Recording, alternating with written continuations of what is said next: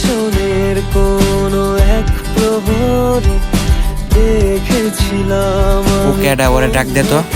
ওই এদিকে আই। দাঁড়িয়েছিলে তুমি নীল শাড়িতে, ভাই ডাক দিয়েছেন?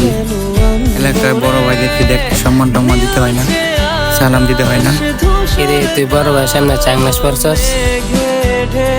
কি ভাই চশমা কেন নিছেন?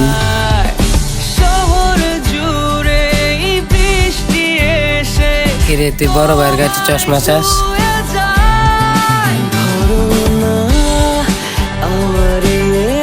ওই ওরে ডাক দে তো। হবে কি আমার করব না চোখেরই ওই তোর বড় ভাই ডাকতেছে, তুই যাস না কে? কিরে তুই বুঝস না তোরা ডাকতেছে? মনে কি রাখবে কিরে তোরে ছোট ভাইরে দিয়ে পাঠাইলাম, তুই আসস না কেন? আসবে বলো না থেকে কি যাবে পাশে কিরে তোর কি হয়েছে, কথা বলস না কেন? না ভাই, নতুন তো ঢাকা শহর আসলাম পড়ালেখা করতে, ভালো কোনো ফ্রেন্ডও নেই ভাই।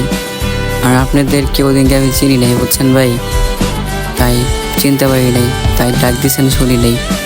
নতুন একা একাই বসে থাকি, কিছুই ভালো লাগে না, ভালো কোনো ফ্রেন্ডও নাই ভাই বুঝছেন।